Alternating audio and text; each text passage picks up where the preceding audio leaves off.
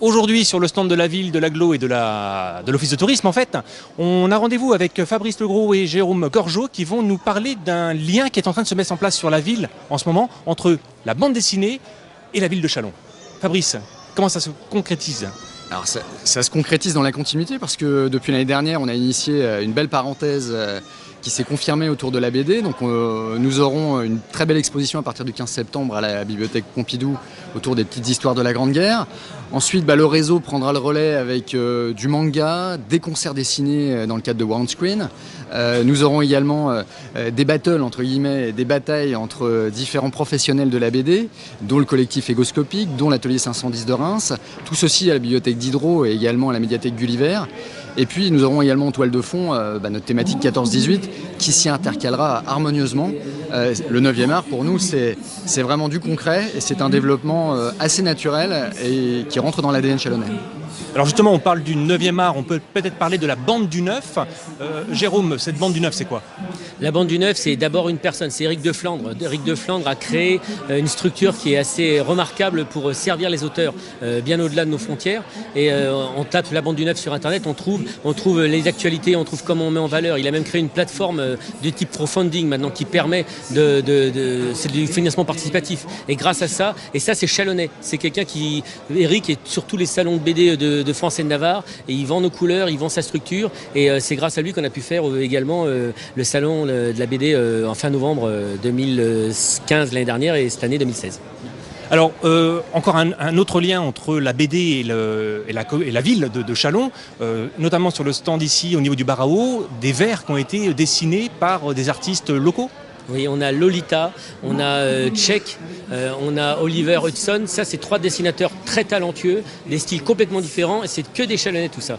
Et ça, maintenant, les gobelets d'habitude, ça se distribue déjà, ça s'arrache. On en a à chaque fois, je ne sais plus combien, plusieurs milliers sur la foire qui sont distribués. Là, les gens vont les collectionner, et ils sont tous sur des thèmes importants pour notre ville. L'eau, son coût, sa propreté, son goût, et puis également sur nos bâtiments, nos monuments.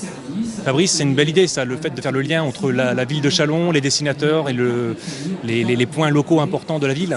Exactement, un très très beau lien avec nos artistes et puis on reste dans une bulle d'eau effervescente qu'on connaît dans le cadre de Châlons en Champagne, donc c'est pour nous du bonheur, un bonheur qui se perpétue.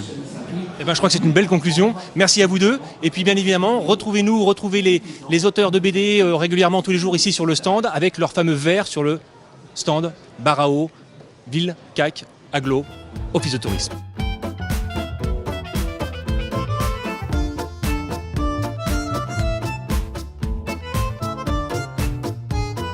Alors pour compléter notre thématique justement sur l'eau, la ville et également la BD, on est en présence de Éric de Flandre, la bande du 9, et Lolita, dessinatrice chalonnaise ô combien connue, n'est-ce pas ?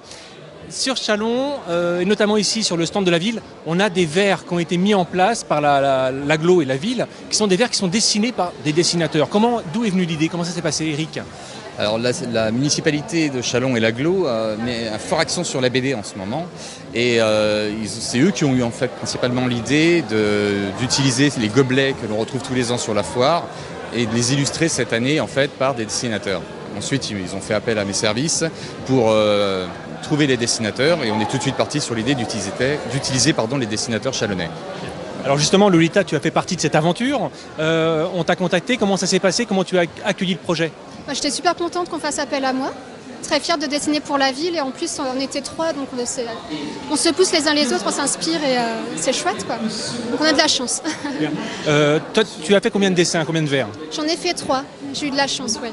Ouais. J'ai fait l'office du tourisme, la comète et l'hôtel de ville avec des petits personnages.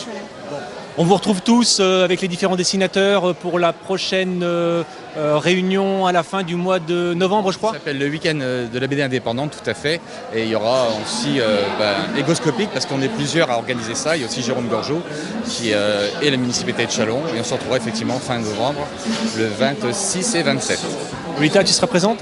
Bien sûr. Ok. À bientôt alors. Bientôt, merci.